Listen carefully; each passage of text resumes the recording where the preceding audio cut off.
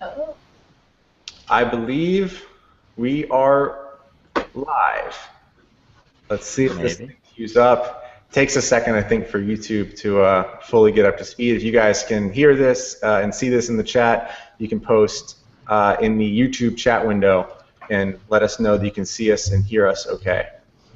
Let's see here. I'm going to wait for some comments to come in. Let's see here. Here we go. I'm seeing myself. Let me pause. There we go. Good. You guys can hear us and see us okay? Thumbs up. Yay. Wait for it. Comments are saying wait for it, wait for it. And live, yes. Yeah. Live. Bingo. Welcome. We did it. Woo! Technical feat of the century. Not too much. Welcome to, this is our very first episode, not of Exposé, obviously, but of Exposé Live. This is the first time we're doing this live. You've got myself. I'm on East Coast. It's around 7:14 or so here, Eastern Standard Time. You guys have Andrei Jikh and Christen Gerhart joining us. What's up? Now on the West Coast, so we're kind of all over the place, and obviously you guys joining us in the chat room from all across the interwebs.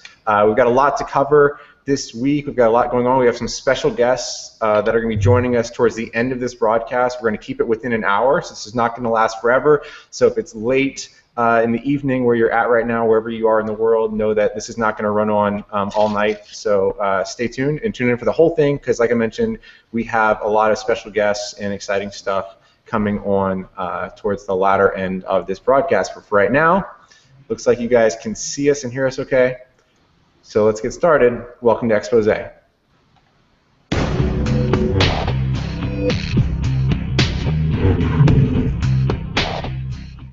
Bada boom! It worked. We're back. I think we're going to get started with the news like we normally do. Kristen, it's not even close to like what we normally do, though. Like we normally do. We're doing it live. We're doing it live. Yeah. So I guess instead of a normal news segment, right? We're gonna talk about. All three of us are gonna get a chance to talk about it, and you guys as well on the chat on YouTube. Tell us what happened this week. Inform me. Oh my goodness, so much is going on. So first up, Lionsgate announced that there's going to be a Now You See Me 3. But Now You See Me 2 hasn't even been released yet. That's coming out next year. But I thought it would be cool for you guys to talk about it, because you guys were on set working on Now You See Me 2, so you can give us a little bit of an inside scoop of what we can expect. Yeah, it's obviously odd that there's now officially a Now You See Me 3 when there's not yet officially a Now You See Me 2. Well, I guess there is officially. They did film it. Andrei can testify. They did film it. But it's not I was really there. It happened. It happened. Now You See Me 2 comes out, I think, Kristen, you might know this better than I did, I think June of next year. So we still have a while to go before Now You See Me 2 comes out. And now I guess they were confident that the first one was such a big success, and the second one has so many like actors and awesome people in it that they're confident that there's going to be a third. Andrei, for people that weren't following our Exposé intros when we had Daniel Radcliffe and John Shu and these people on the show, tell them about your experience as much as you can comfortably say without being strangled by someone that wants to keep secret, about what we did with Now You See Me 2 and your experience in London. Oh man, it was pretty much the coolest experience of my life. So we helped craft some of the magic for the film. So it was Blake, myself, and Keith Barry, and we were all there just creating the concept. The first time we were there overseas in London, we were basically creating some of the conceptual stuff, and our job was essentially to make the magic be as much in camera as possible, because these people spend so much money on CGI and special effects, millions of dollars. So the way to minimize that is to hire a magician, a mentalist, and a cardist to try to bring all that stuff in real life. And of course, we got to work really close with all the actors: Daniel Radcliffe, Morgan Freeman, Woody Harrelson, Jesse Eisenberg, just Mark Ruffalo, like crazy. Isla Fisher, it's not Isla Fisher. She was in the first one, but Lizzie Kaplan, like crazy stuff. And yeah, so we got to train them and get them familiarized with cards and like get them into the zone, get them into character, which was so much fun because we're so into it. And yeah, I'm excited. For those of you unaware, Andrei is like one of the top people I know in terms of Harry Potter fans. Just like I've known that about her for many years. So imagine like the feeling Andrei's got walking into a room with the actual Harry Potter. How long did it take before, like, was it 30 seconds or 60 seconds before you started making Harry Potter jokes to Daniel Radcliffe? I tried to resist as much as possible, and I succeeded. But Bobby Cohen's son, Bobby Cohen's the executive producer, he goes inside the room, and there was like the whole cast, and we were just playing with cards. And it took him 5 minutes before he's like, I'm gonna get up, and he just like does this spell, and Dan's like, oh, you got me, and Bobby's like, I'm sorry, Dan. It took him 5 minutes before he was able to resist and make a Harry Potter joke, but we tried so hard. And the first thing that he spits out of his mouth is like the killing curse, like the killing curse. Yeah, exactly. Ridiculous. People asking which Avenger do you think is going to be in the new one? Which Avenger is going to be in the new one? If it's not the Hulk, come on, who are you going to have in the ICB 3? You got to get someone else special. You had Harry Potter and you had the Hulk. Someone's asking in the chat, Andre, are you a hand double in the movie, or can I talk about like what you said when you meant that you worked with the cast? Like, what were you training them on? What was that process? Are you a hand double, or are you training them directly, or what? No, that's funny. This is like the only job I've had where I was actually not a hand double in. Like, there is not really a scene where my hands are in it, but you know, I worked really close with like Dan and you know, just to train him up on like how to actually do this stuff. So I taught him a real move. I taught him how to snap a card from like, you know, the thumb spin. I don't have like enough room, but it's just this little spin, the flick, and he does it in the film for a scene. And then Dave Franco, who's like unbelievably like talented, taught him a bunch of stuff, and he picks up things really quick. But as far as me, I've not done any hand shots there. But Blake and I, we were actually, I think we'll be in the special features for the Blu-ray DVD, and where I'm teaching the thumb propulsion, and Blake is teaching card location, like card. I forgot the effect. What was it? Anyway, sorcery. You'll see when it comes out. But yeah, we were not actually in the film doing our hand stuff, but we worked close with the cast to train them, get them into character, and even better, I think, than being in the actual film is just to hang out with everybody. And then I think we will be in the film, well, in the Blu-ray, so I guess that kind of counts. So there. Awesome. Awesome. So stay tuned for that. Obviously, like we mentioned a few minutes ago, the movie doesn't come out, the 1982 doesn't come out until June of next year, I believe. So stay tuned. We'll give you guys the inside scoop as we're able to on that, and follow the news on ICB 3 as well. I don't think they've really announced much yet, but stay tuned, and we'll keep giving you the inside scoop on that. Yes. A lot of stuff happened in live stuff too. So I know we had a bunch of news stories that were also about like live magic, not television, not movies. Christen, what do we have on deck for that? Well, starting with Penn and Teller, they just announced their 6-week run on Broadway. So you can check out their show from early July through August, as 6-week specific run. So you should definitely get over there and see that, because it's like, they haven't been on Broadway in what, 30 years. And you can check out tickets and times and dates and all that stuff at PennandTellerOnBroadway.com. Is that actually a fact? They haven't been on Broadway in 30 years? I think it's something to that effect. I saw Penn talking about it. It's been quite a while, but they've returned, triumphant return to Broadway.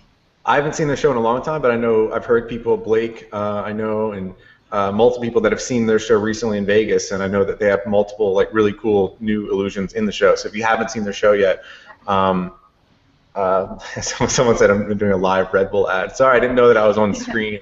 No, Red Bull. My bad. Anyways, so awesome that. So check out Penn and Teller on Broadway. PennandTellerOnBroadway.com. I think that starts in July and August. They're doing that run in New York. That's true. And then we have Anthony Owen producing a new live show in London. It stars Jonathan Goodwin, Brian Cox, Ben Hart, and a lot of others. The big name talent on this incredible live show, and it's July 24th through August 29th.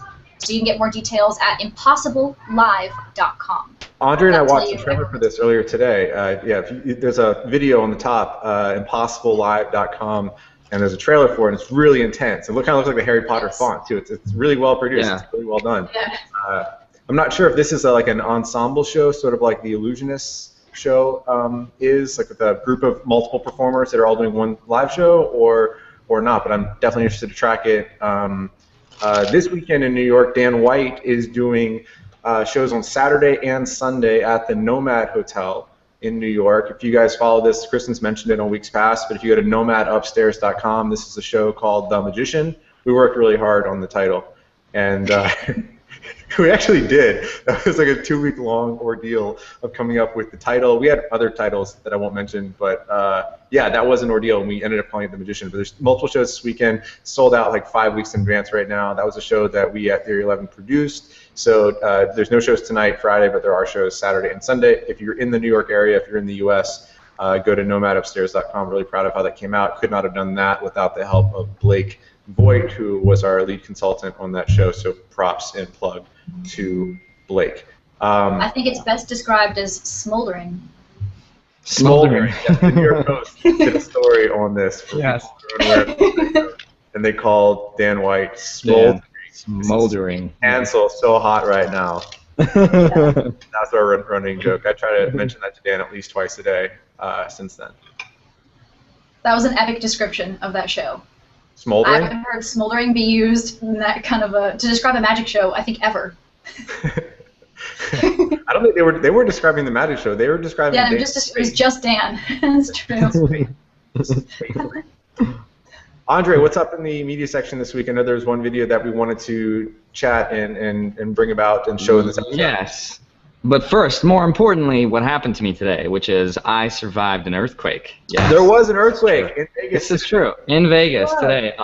It was about 2 hours ago. I was just, sitting on my computer, just doing what I do, and I was like, what was that? And I looked around, and I see my chandelier and my lamp, just shaking, and I'm like, dude, the neighbors are really noisy today. I don't know what's going on, but the building, shook, and I already live really high up in a building that's, leaning a little bit to the side, so it was really freaky, and then lo and behold, there was a 5.4 magnitude earthquake, 50 miles away or something, and so we felt the shock wave, and it was really scary. It lasted 5 seconds, but it was enough to make me have a heart attack. But the best part was that Andre, I was just on video chat with him before that happened. What was it, 3 minutes before? And Andre's the apartment is shaking. The things. I think the people upstairs are moving furniture. So then I went on Twitter and I searched for Las Vegas earthquake, and it was spoiler alert. It was not people moving furniture upstairs. And no, it was a real earthquake. But it wasn't I'm a survivor. 5.4, right, or something like that? It was 5.4, yeah. So anyway, in the media section this week, we posted a video of a crazy 3D painting by a guy named Patrick Hughes. He's an artist based in the UK. It's insanely cool. I got to show you this thing. Check it out. This is no technology. This is a real painting in a museum. So let's roll that.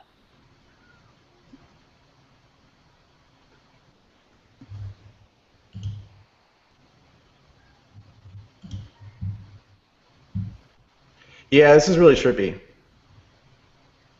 So when I first watched this, I thought that it was just a video screen or something like that that moves, and then they cut to this side angle in a second. You'll see. Wait for it, and then you realize what you're looking at right about now. Okay.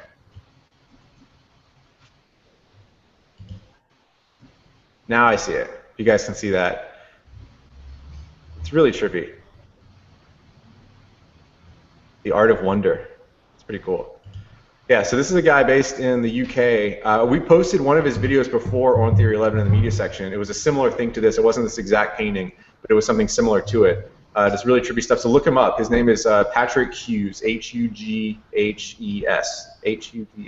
Patrick Hughes. So really pretty cool.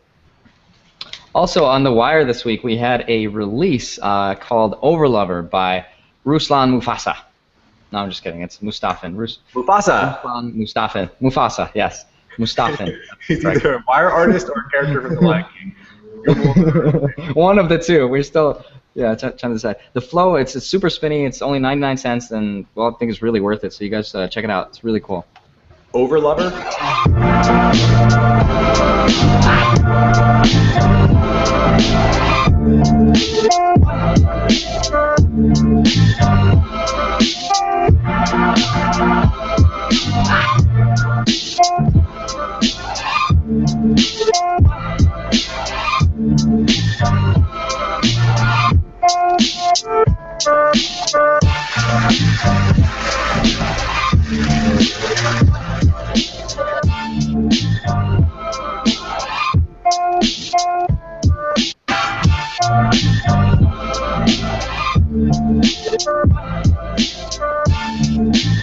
Really well done. It's really well done. Really cool.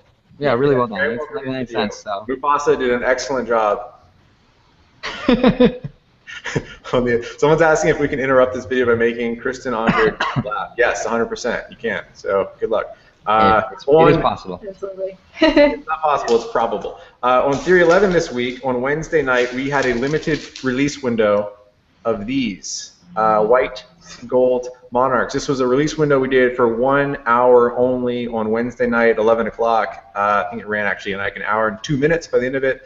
So for those of you who were able to participate with that, you should be getting your decks in hopefully sometime next week, whatever shipping option you got. Enjoy them. These are a rare deck. This is the second edition of these, and you can distinguish between these and the first edition because the second edition has this gold foil, this red and gold foil logo, sticker seal thing on it.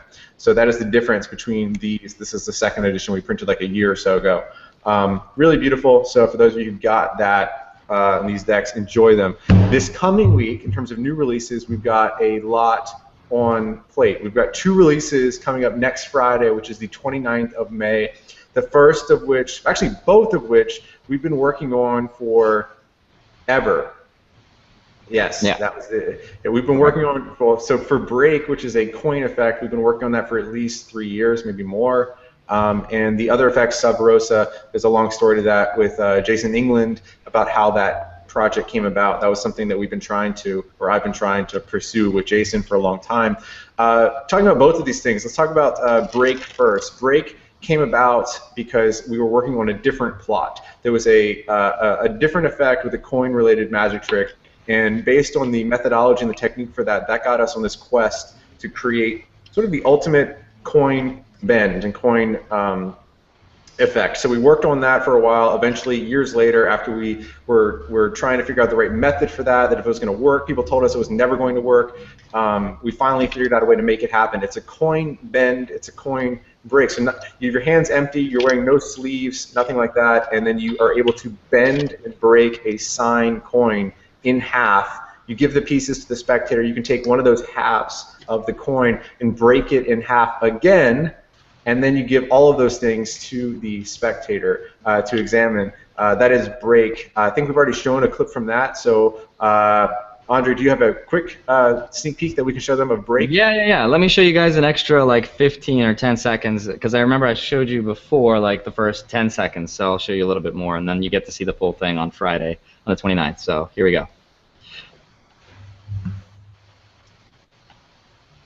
So you borrow a coin from a spectator and have them sign it. And what happens next? You gotta see to believe.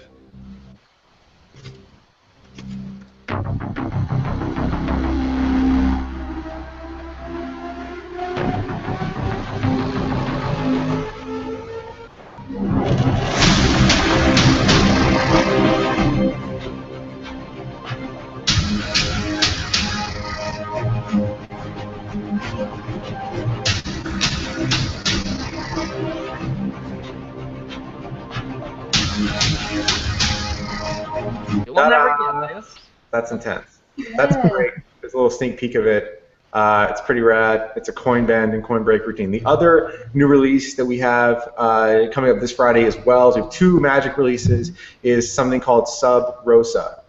Jason England talks about the background of that name and this effect in a podcast you can check. Someone's asking why are we not answering comment questions. We are going to. So we're going to have a special guest, so we're going to be answering questions in the comments momentarily. I just want to get over Sub Rosa and what this is first, and then we're going to take questions towards the end of this. Sub Rosa started as something that I saw Jason England playing with, and I was instantly transfixed on and fell in love with. And I watched this, and this was like 6 years ago, and I asked Jason, like, we have to show people that. We have to teach that on this website because this is going to be amazing. I've never seen that before. It totally fooled me. And Jason very immediately said, absolutely not.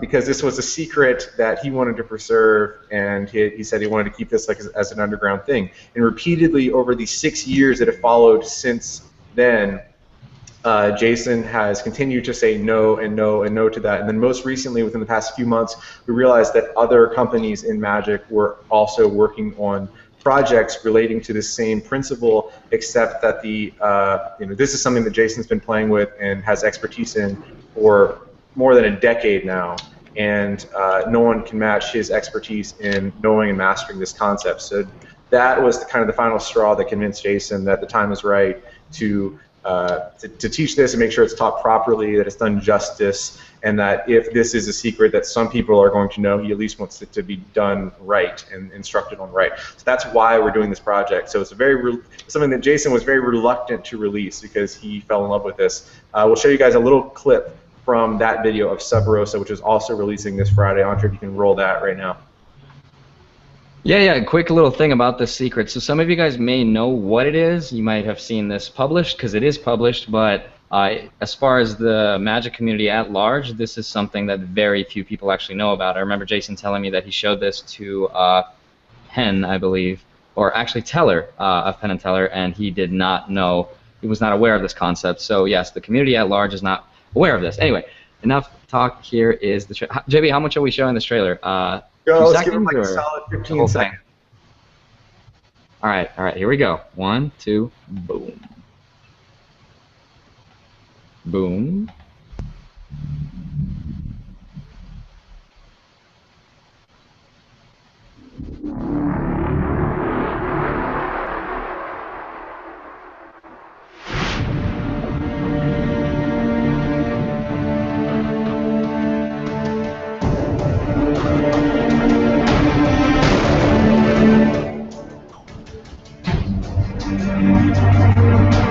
It's still a real secret. Very few people know about it. And that's all you get.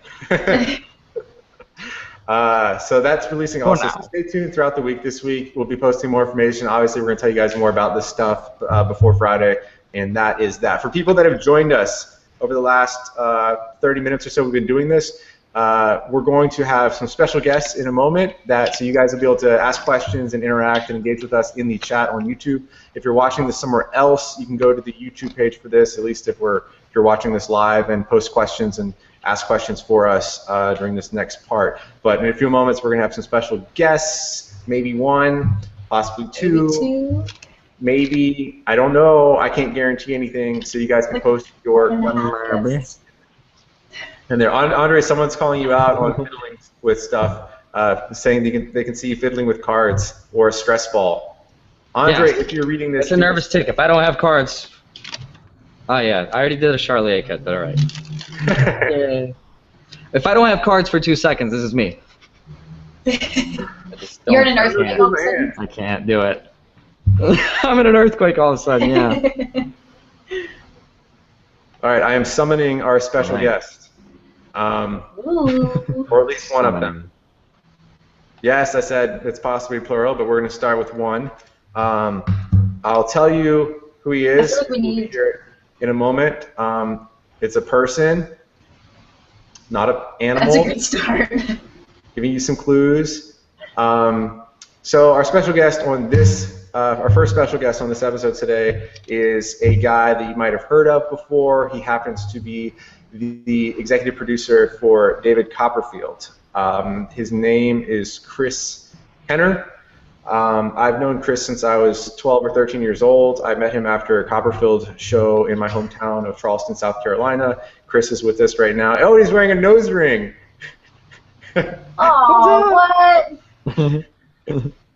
Chris's nose ring is slightly more prominent than Kristen's. Kristen's is more subtle, I believe. I'll just put mine away. How about that? Wait, you don't rip it out. You don't rip it out. I thought you were to rip it out. No. Oh, what? That's disgusting. That's terrible. Mine was better.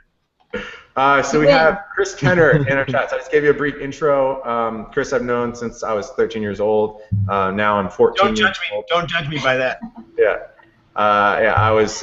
Now I'm 14 and long since.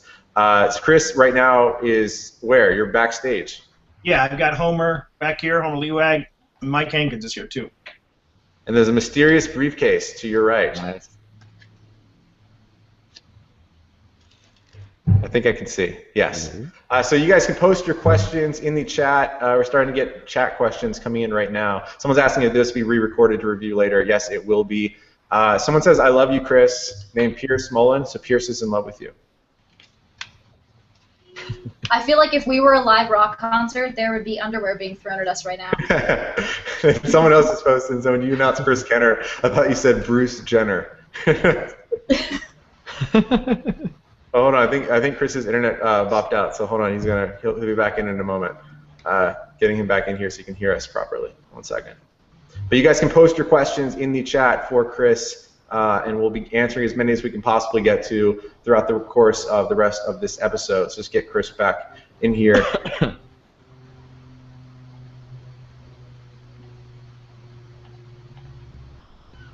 I should do it. Comments if people say put your cards down for 10 seconds. To raise my hands, yo. I did. Let's see. Spam the chat for attention. We will mute you. Someone's saying any new thing that Chris has been working on that he could show us. Chris, you back? Yeah, I'm sorry about that. I couldn't tell if you could see or hear me or not. Yes, I hear you and see you perfectly. Chris, there's someone in the chat room that is asking any new thing that you've been working on that you could show us personally, or obviously you guys have been working on a lot of new stuff in David's show and added a ton of content over the past year. It's virtually like a new show now, is it not?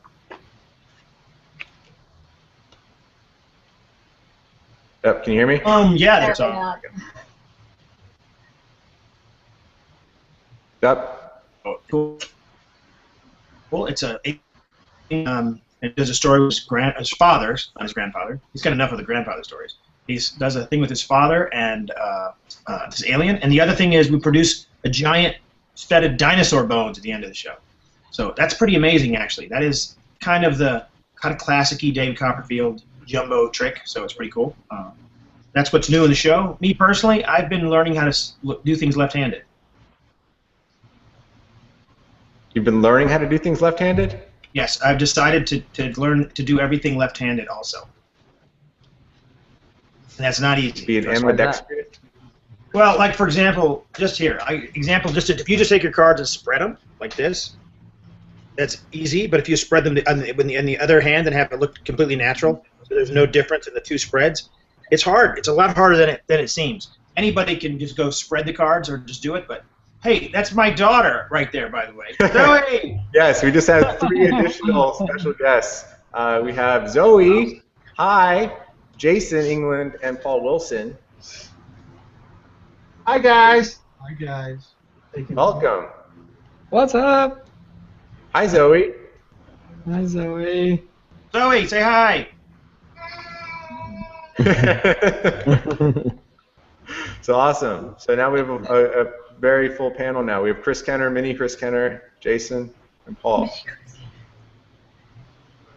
Awesome. Jason, can you hear us okay? Yep, hear you loud and clear.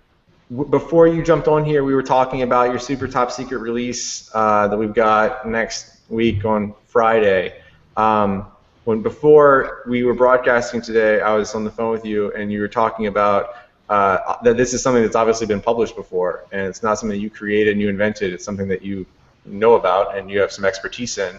How would you describe this to people that are unfamiliar with what this is and why is it important? Why is it powerful? Well, first of all, to clarify, it's absolutely been published before, in the sense that the concept has been revealed in print dozens of times. The problem is that almost none of them were in a magic context. They were in gambling contexts. The other problem is that I cannot think of a place.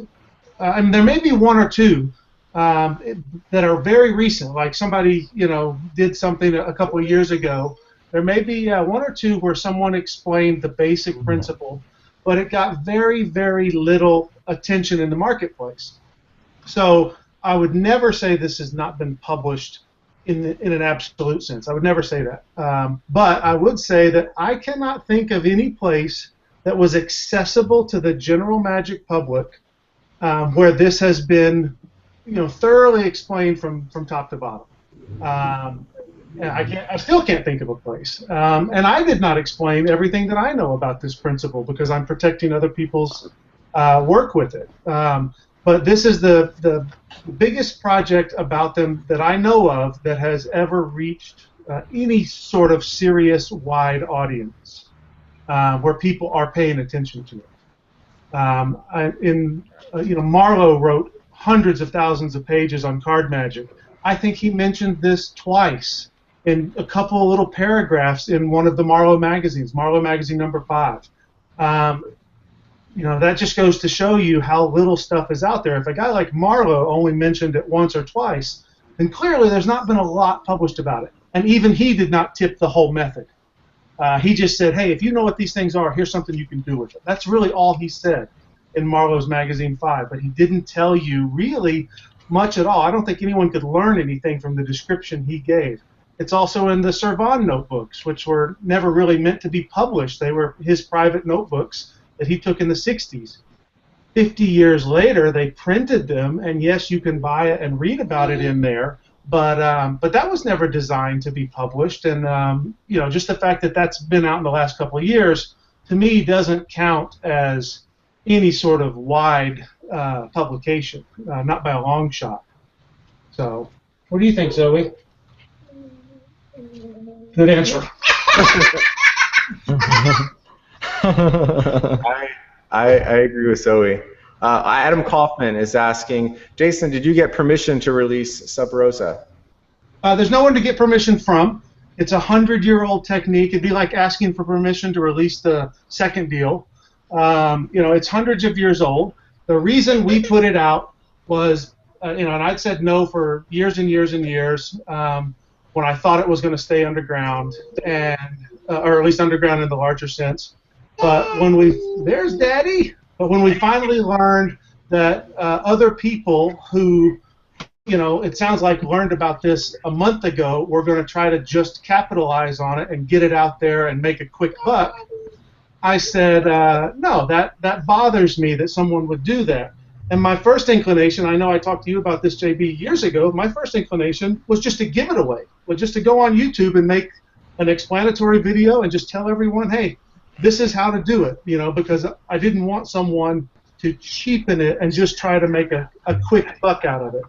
But the longer we talked, the more you convinced me that a proper product was just as good and would accomplish the same thing that I wanted, which was to make people respect it. And sometimes people have to pay money for something to really respect it. I agree with Zoe, first off. And second, Chris, there's a bunch of questions for you that have come in here. We're kind of going to bop around because we've got a pretty wide panel now. Someone's saying, what is it like to be David Copperfield's executive producer? Can you lead people through what your job is, what you do, how this came about, and how's your life? Well, first off, I make sure that Jason picks my daughter up from school. That's number one. That'd be it's my day-to-day. I start really early in the morning. I start at like 9 in the morning. But hey guys, hi Zoe. Oh my God, she steals everything. She's like the scene stealer. I love her. Nice nose ring. Aww. Working for David Tree, it's like in the morning. I wake up and deal with ticketing things and business things because it's not just about the magic tricks. But right now we're working on new stuff, so there's a lot of working with Homer. Homer's really pressing on. Actually, you should probably help coming after this too, Homer. We'll bring Homer over here too. How much of what you guys do on a daily basis is like the division between the producing side of the show of just logistics and actually putting on a show 15 times a week, and the actual creative part of creating the show? For me, I'm actually nowadays almost less magic than and more business. But obviously, I sit around these guys can attest. I sit around like a cards 24 hours a day, so I'm always fiddling with my own stuff. But for the most part, it's what's Homer.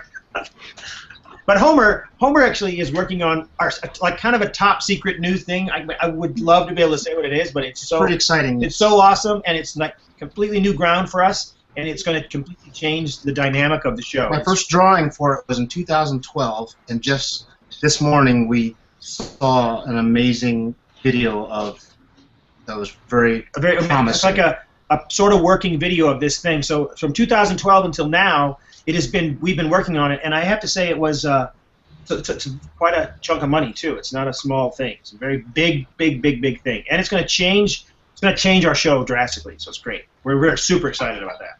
What is the process like of adding new things to the show? Of at what point does something go in the show and out of rehearsal and actually be a part of like a normal part of the show? What is that creative process like for you guys on that level? Well, that depends on the thing. Some things we'll rehearse for, some things will be in development for a short time, and then there'll be a rehearsal time that'll be long.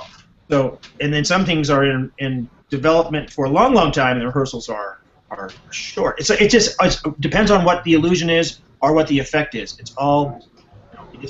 And some illusions go in, and it's not exactly what we expected the reaction to be. Not that it's a bad reaction. We wanted more out of it, emotionally or story-wise. So then every day is making tweaks and changes and putting it in that show that night. And sometimes that can mean hours of work, a day or a week's worth of work just to make these changes and trying them in the show that night.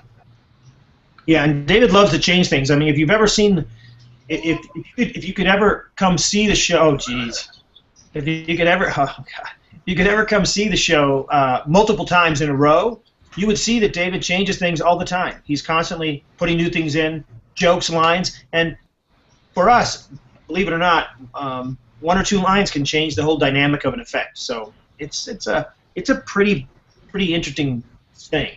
And I'm always here during the day, and I'm here at night during the shows. Homer is, gets here very early in the morning. Homer's here very early in the morning, and then he leaves right around showtime. And Andrei is always in our heart. We've got a ton of questions coming into the chat window here. Christen, if you can help me moderate some of these, if you see anything that we should answer towards individual people. Let's see. Hey, I missed what Jason is doing. What is this big project? I kind of missed it. What's the big secret? I clicked off. Jason, tell us if you can speak through your card. Yeah. Nose ring. Do you have a stripper pole in your house too, by the way? I do. Oh, you do. I know you do. I've seen your Instagram. Who doesn't? All the little 14-year-olds rule over your Instagram. Great. Why do you have to call it out on a live feed here? Come on Chris now. is just jealous because he can't do those moves. I don't know. He's surprised. Okay. I just see you spinning around a stripper pole by your nose ring. That's exactly what I would try to do. It hurts a lot. Exactly. Jason, what were you saying? Speaking of strippers, Great segue. yeah, the Sub Rosa project is an explanation of and examples of negatives, Chris. Like negative strippers? Yes. Oh, so yeah, we played with these for years. So yeah. Who's that? Is that your daddy? She didn't wear that to school. Did you change Yes, it? good. It's free dress day. Oh, that's right. That's right. Nicole changed her there. Yeah. Free dress day, and it's also free lightsaber day. Oh, awesome. Always good with that lightsaber. Wait, All Christen I've got has is that this. What is that? Another one. It's a sonic I screwdriver. grew up It's the closest thing I had to a lightsaber nearby. I don't have a job. I have a job. those. He fell over in the earthquake. Actually, he was. Yeah, we talked about that earlier. Andre and I were on You video felt chat. that, right? Yeah. Andre said, I think people are moving furniture upstairs. And then Andre did a little shimmy for us. Jason, did you feel it? Yeah, I was I like, did not feel it. Oh, Jason yeah. can't move. It takes a lot to move. Chris, it's a good question here. Was there ever a trick cut from Copperfield's show that you wanted to keep in the show from Cedric Purcell? Wait, From who? Oh, it was from the. I thought the trick was from Cedric Purcell. I'm like, Is there ever been a trick that you guys loved and it was great, like something like the fan that's not in the show right now? How do you choose when? That's I'll tell you a great trick. It's a shame that we've just done it for so many years, and it's been in and out of the show for 30 years. Is the Death Saw? It's such a great illusion, and it's also it's the audience loves it too. The fan has been in and out of the show. That's a great illusion. I miss flying. Flying was unbelievable. It's just a very difficult trick to do. Flying was one of the most fun tricks to watch people react to.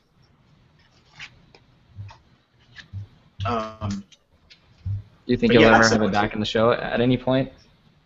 Well, right now we're kind of trying to focus on new stuff and not go into and not kind of go back into the older stuff. How do you take something out of the show? Is it like a sad moment when something is great and it's like a standing ovation getter? And what is the stimulus to saying like we have to take that out and trying something new? Is just the fearlessness of trying things new?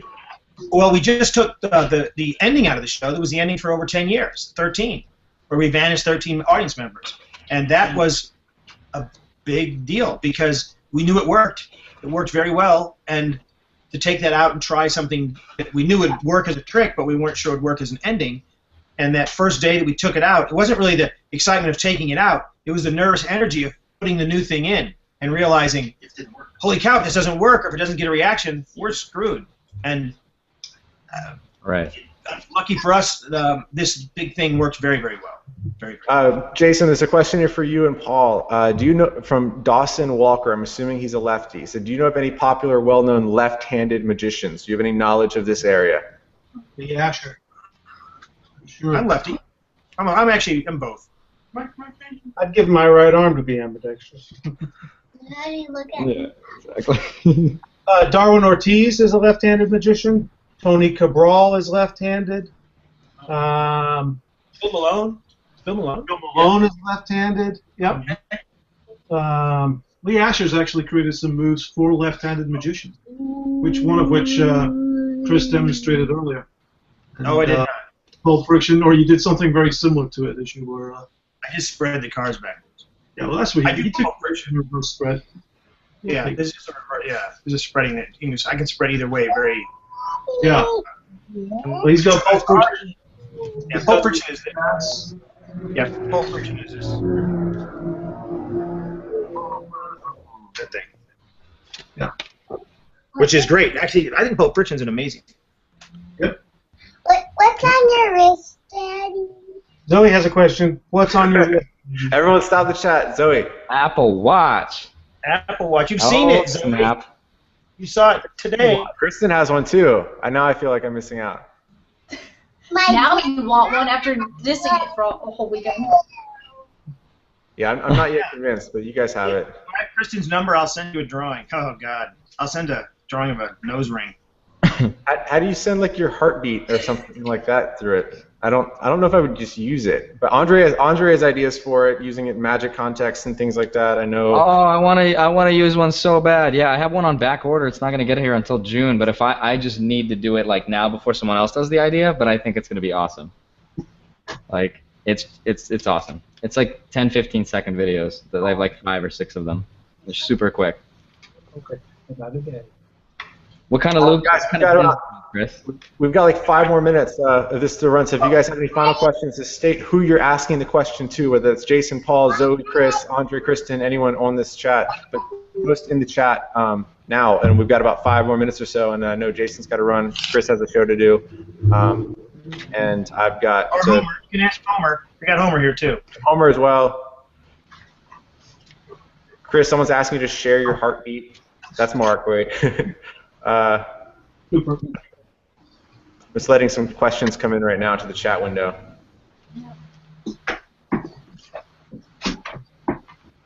Oh, now we have Cooper, Jason's new golden retriever. Oh, puppy! Famous in the chat. So yeah, you can post your questions for Cooper as well. He's 8 months old today. Aren't you, buddy? Oh, what a sweetheart. Oh, my goodness. I need like 12 dogs. Aww. So cute. What? Oh, Chris, are you just holding? I was like, there's a dog in Chris's window as well. There's a question, Jason. Going to be released. Paul, is there going to be an Unreal Work Part 3? We talk about it all the time. Yeah. It's just a matter of making it happen. We have some ideas. We do have some ideas. And we have some restaurants we want to eat at. Yes. And that's pretty much what drives the Unreal Work 3 plan. Andrei, Andrei's question for you. What's the hardest flourish for you to perform and do it for us live? Oh, I don't know. None of them? No, I'm kidding. Nothing's hard for Andrei. What are you talking about? He's Russian. Oh, This dear. one's really tough. Oh, dear. He did it. He did it. Yeah. Yay. All right, I'm watching. There's a lot of questions coming in right now. Oh, when are we doing Totally Out of Control? When are we doing Totally Out of Control? Are you asking me or are you asking Chris? I'm asking Homer. Cooper, actually. But, Homer, when are we going to do Totally Out of Control? Hey, Andrei, I'll do it soon, actually. I wouldn't mind to do it. Let's do it. Because Let's just do it live. That'd be Let's do it live. Chris, open up page 1. Let's go through this. Oh, Jesus. We'll be How fun would that be? That would actually be fun. Just to read it out loud, it'd be like a good... It's pretty funny anyway. Andrei, a question for you. Are you making a Genesis V3? I might. I don't know if I want to do that or split that up into... I really want to, or split it up into like a multitude of smaller releases on the wire. I don't know. Mainly because doing a DVD is so tough. It's so tough to do a cardistry DVD. It takes forever. Takes forever. I'm just breezing through more and more questions here. There's a lot coming in faster than I can answer them.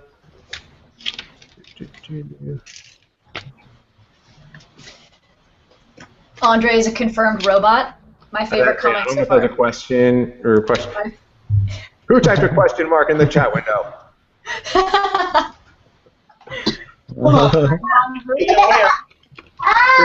Chris, what's your favorite effect currently performed in the show? Bloody. Dinosaur.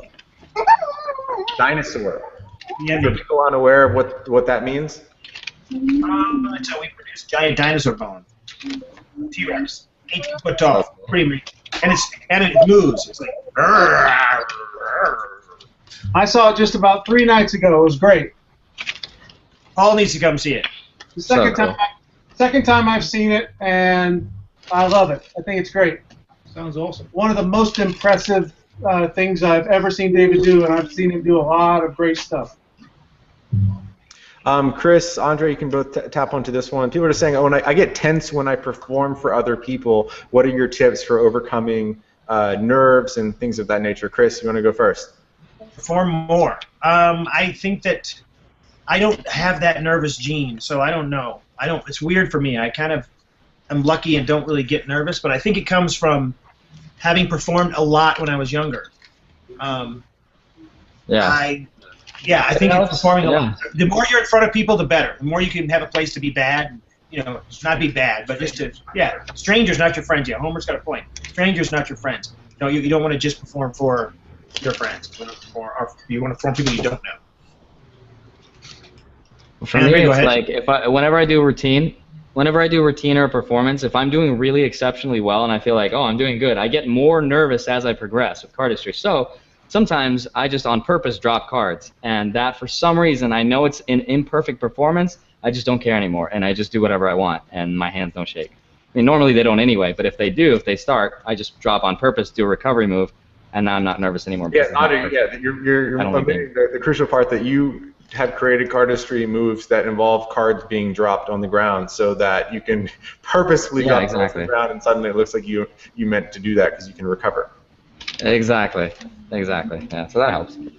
Jason, this is a very big question, but I'll throw it out anyway. Ian Jenkins. Jason, what's the most impressive sleight of hand card technique to see done well? Maybe it's something invisible? That's a tough question to answer because there's so many of them that I could throw out there. I will tell you this, that there is something about the bottom deal that when it's done truly, I hesitate to use the word invisibly, but when it's truly imperceptible, that's a very, very rare thing. As you know, I've seen some of the best bottom dealers in the world, and most of the time I look at what they're doing and I think to myself, that's a really good bottom deal. And that's kind of a compliment, but at the same time, there's an undercurrent of, it's a really good bottom deal, but I can see that that card's coming off the bottom. Every now and then, though, you get someone like a Steve Forty that comes along where you watch them deal around and you go, wait a minute, was that a bottom deal? And so I think a really flawless bottom deal where you don't even smell it coming, you don't see it coming, you don't hear it, you don't sense it or feel it in any way until after the fact when you kind of put it together and you go, and that must have been a bottom deal. I think that's a very, very rare thing. You know, most of the time, and even 40 sometimes, I can see his bottom deal, but I couldn't in the early days when I first started hanging around with him. It was just invisible. So I would say that that's right up there with one of the rarest moves that I've ever seen is a bottom deal that I didn't sense or that got over me. We'll take a few more questions here. There's still questions coming in the chat. People are asking for a comment contest. We're going to choose one person at random who's asking questions during this broadcast that we ask to take home something interesting. So keep the questions coming in. Let's see. I'm just reading more and more and more. Let's see here. Andrei, cough if you see this, says Simon H. Simon M. Jason and Paul, what are your favorite books, non-magic and magic related? Cruz Hawkins asks. Ooh. We only got 1,000. Yeah, magic related for me would be easier to choose than non-magic related.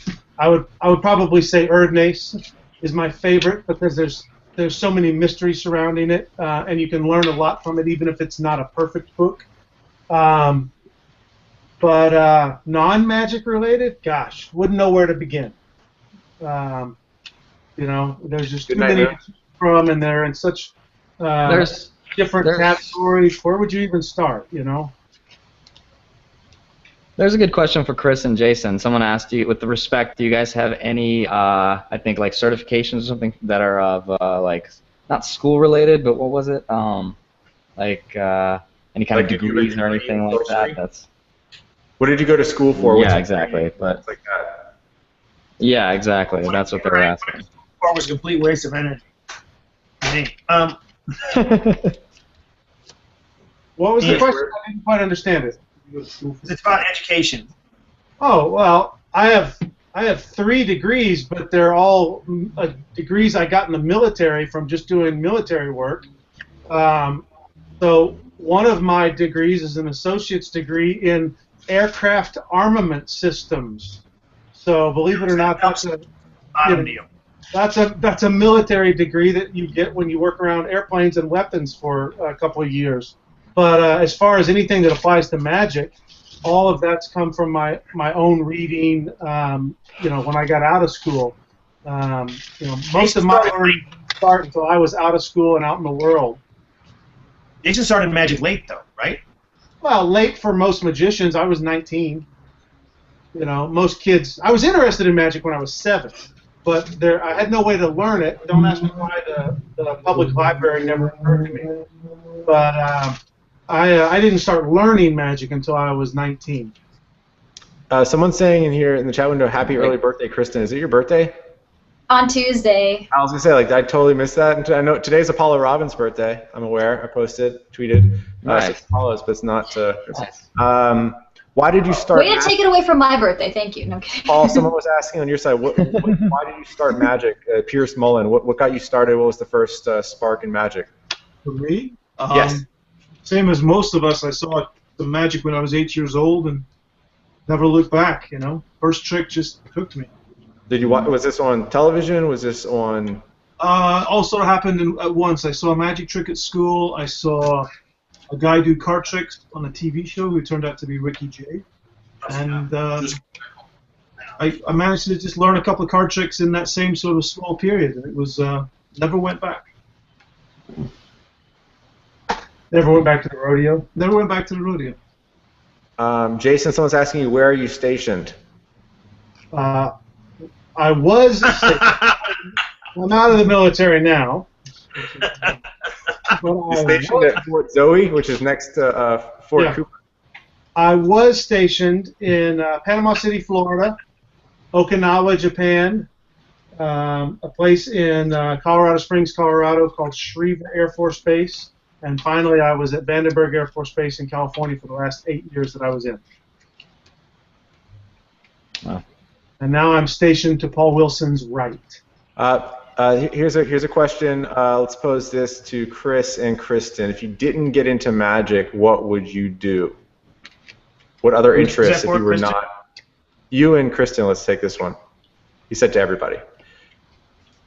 Oh, I would be in movie business. I would have gone. I had hoped when I first started even doing magic, I wanted to be in show business, but I wanted to be making movies somehow. You know, I didn't care what it would be. You know, if I was pulling a rope around and being a grip, I didn't care. I just wanted to be involved in that. That's probably where I would have headed. I don't know if I would have stayed there, but that's where I would have tried. Kristen, if you were unrelated to magic and you had not ever seen magic, what is your secondary interest or passion? I have a feeling I know where this is going. You know what it's going to be. I'd be an astronomer, and I still kind of am. So I'd basically be doing what I do currently, what I used to do for NASA, and what I do currently for Matt Wilson Observatory. I'd be doing that full time. What do you do there? This is at the Jet Propulsion Laboratory, right, in Van Nuys? No, I work at Matt Wilson Observatory, which is a historic site. It's owned by the Carnegie Institute. It's actually the site where George Ellery Hale built what were some of the largest ground-based telescopes in modern astronomy, and it's where Hubble did a lot of his research, including Hubble's famous theory of centralized expansion. So I'm a telescope operator on the 60-inch telescope up there. We just actually opened up the 100-inch telescope as well. Cool. So yeah, it's absolutely incredible. Basically, those telescopes, they gave us modern astronomy. So. What can you I'm completely oblivious to what telescope technology. What can you see in a 60-inch telescope that you can't with a great iPhone zoom? Okay, so for one example, you can see the telescope has so much magnification and it gathers so much light that instead of seeing the entire Andromeda galaxy as just a tiny little fuzz in the distance, you can see the individual globular clusters in the halo inside the galaxy of Andromeda. I can see that with my iPhone, obviously, all the time. Absolutely can't, I promise you. Here's a good question. You can see color in planetary nebula. You can see all sorts of incredible things. You can see central neutron stars inside of their planetary nebula that you would not be able to see with the naked eye. It's incredible. Here's a good question for everyone on the panel here. Start with Andrei. What was the first card trick you learned? You started off doing magic. Andrei, what was the first card trick you learned? I don't remember. I don't remember the first card trick I learned. I remember the first cardistry move I learned, which was the Cobra Cut, which was that. You can try to do it again, and you nailed it again. Second time. But I don't remember the first magic move I learned. Chris, do you remember the first magic trick or magic card trick or anything you learned? The first thing I saw was John Scarney. I think it was John Scarney. Paul might know this. It was on the Bowery Boys. It was the T70s, and the Bowery Boys were going to clean up the town because the gamblers were coming in, and John Scarney did a cutting the aces. He just did a cutting the aces, and I actually wanted to learn that, so I just started fiddling around with kind of gambling moves. But then it was really just gambling moves at first, and then from there I just realized the magic books were where I was going to learn these gambling moves. So I went into magic tricks. Probably Ambitious Card would be the first actual trick I did. Jason, we talked about this on the podcast we did, I think, a week ago. What was your first magic trick that you ever learned? Well, the first magic trick I ever learned, I don't remember because it was some slum magic thing that I'm sure I saw the first time I walked into a magic shop. So it would have been Invisible Deck or Stripper Deck or something like that, Svengali Deck. But the first good magic trick that I ever learned, in other words, something out of a book, was The Twins by Brother John Hammond. Because a Memphis-based magician that I'm pretty sure Chris Kinner knows, a guy named Jim Surprise, showed it to me, and I was blown away because all I knew was stripper deck, Svengali deck, invisible deck. Maybe I knew about the concept of a double lift at that point. And so he shows me this, and all I can think of, it's got to be one of those things. And then he hands me the cards, and I look at them, and I realize it's none of those things. So now I'm fooled. I'm completely blown away. And I said, where can I get that? And he said, well, you have to buy the book that it's in right over here. It's called The Secrets of Brother John Hammond, and it's $40. $40 would have bought me 5 or 6 tricks at the magic shop. And here I was contemplating buying that book just to learn the one trick. But I did it, and I sat out in the car, and I won't say that I learned the trick in the car, but I learned how the trick worked in the car by reading it in the parking lot. And then I worked on it and worked on it and worked on it for the next 25 years, something like that. So. Wow. I have a question for Chris. Chris, do you have one of these by any chance? What do you got? Hold on. Oh, Yes, I do, but that's my original one. What is this? Oh, really? Yeah. If only you spoke Jovitos. Oh, so that little idol used to be at my old house. No, I have not gotten that back. I had to get a new one. So what happened was, and here's what's going to happen, by the way, Jason. So this is to everyone out there. Just want everyone to know this. Jason, I was giving Dan and Dave Buck were over at the house, and they said anything new in the house, and I had just put some really cool shelves on the wall, covered the whole big wall, this big giant wall. And I said, yeah, I've got this here, I've got this here, and I've got this. I was showing them different things around the house, and it was, I think, Dave, and I said, and this used to be, and I point, I'm thinking I'm going to see that golden idol there, and I said, and this used to be the idol, and it's a bag of sand. So Jason had taken it and replaced it with a bag of sand. So, very funny gag, which I love. And actually, I still have the bag of sand in my nerd room, and he can keep that idol because I have a newer, better idol now. But what I'm going to do one day is I'm going to take his car, and I'm going to take it, and I'm going to replace it with a gigantic bag of sand. So that will happen at some point in his life. He will come out and he'll be like, I got to go somewhere, and there'll be a giant bag of sand there. Cool. Can't wait. I think that was official challenge. Oh, no, that's the promise. Let's see if I'm going to take one more question here, and then we will end this episode. We'll save the rest for next. Who should we have the final question for here? I'm going with whoever's posted most recently. I have a real question for Chris. Go. You may not want to answer it online, but someone asked me the other day if Torn Asunder was ever really sold or not. Because didn't an ad appear for it? I had nothing to do with that ad. That's all I got to say. Okay, well maybe you can tell me offline, but I didn't know if I'm sure there's a story there, but I didn't know if it was a story you can share or not. There are a few hundred people ferociously Googling Torn Asunder right now to find out what this mysterious thing is. Right?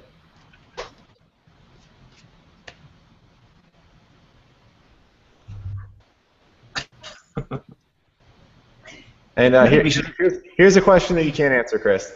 What was the inspiration for Sybil, which is what a lot of people credit as kind of starting at least the modern movement of cardistry and this whole obsession that has taken such hold? What started that? Well, I don't know. I mean, that's a tough question because at that time, we're talking this is 30 years ago. So there was I was negative too. Bill Kalushin published, I think, this. I think it precedes Sybil. I know I'd seen it. It may not have been published before, but I definitely saw Bill do it before, and it was in this little spinny thing here, this. And that was the very first thing I saw as a florist that was like a fancy kind of cut in the hands. And Paul Harris published it in something. A lot of people accredit that to Paul. I think it's Paul's move, but it's really Bill Kalushin's. It was that. And there was an Italian guy, and I cannot remember his name to save my life, but he did a thing with 4 packets that was probably, similar to something where he started like this, but he didn't go too crazy with it. But just the fact that it was opened up, that was the start. And then to add all the other movements to it, all this other stuff was, later. But it kind of came about very quickly because I love flourishes and one-handed cuts and crazy things. So to do them and to watch them, so. I would say that was it. The Bill Kalush thing, and then this Italian guy, which I do not know his name. I cannot remember his name. I saw him at a Magic convention when I was probably 30 years ago. Did you have any idea when that was being published that would be iterated upon and done by people like Andrei on this panel a billion years later? No, not at all. I'm honored. I mean, I kind of it feels great that people say that, give me credit, but I give everybody out there, all these young guys, credit for being amazing because it's gone to a level beyond anything I could have imagined or could dream of even being able to do. And when I watch these kids on I follow a couple of kids on Instagram. Oliver Sarsgaard, I think his name is. The kid's unbelievable. Like ridiculous, and he's constantly has something new, and he's. Yeah.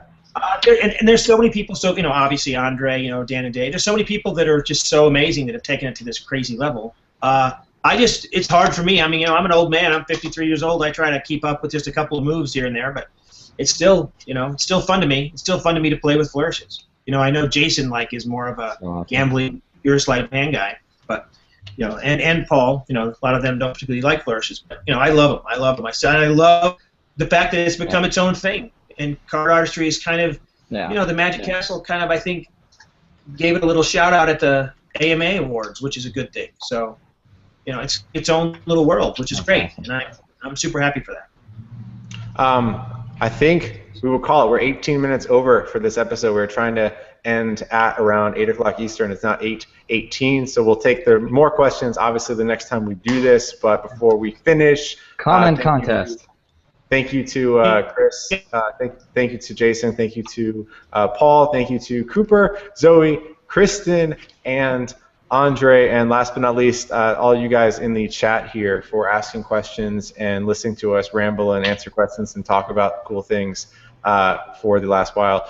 We did say that we were going to give out a deck of these. These are the Black Edition Mystery Box playing cards to one random person who asked a question during this session. Andrei, do you have someone selected? Me. I do. One Aaron Payne Magic 101. Aaron Payne Magic 101. So you will take home this, not literally this, the one I'm holding, but one very like this. Very much like this. So congrats to you. Thank you guys for in the chat for supporting this and joining us. We'll be doing these again in the future. Hope you guys enjoyed, learned something, had a good time, most importantly. And Homer is back with something else I don't know. What? I don't even know how you did that. Now, Kristen. Next, I'm gonna have to get a haircut and glasses like Homer, so I can reciprocate. If you can get your hair to look like Homer's, I will be absolutely amazed. I don't even understand. Anyone's hair. If you don't know Homer's hair, it's thick. It's like the hair on the back of a fly or something. It's like really thick and coarse. It's like made of Kryptonite. That's good at Krypton to get it. He's born Go made rubber cement or something, Kristen. So that I don't. Yeah, he's like. I think I could probably do it. Yeah. That's a challenge. Anyways, all right. Thank you guys for joining us in the chat. Thank all of you guys on our panel here. Thank you to Cooper, Zoe, Jason, Paul, Andrei, Chris, Kristen. See you guys next time. Thank you guys. See you guys later. Thank you. Bye, everybody.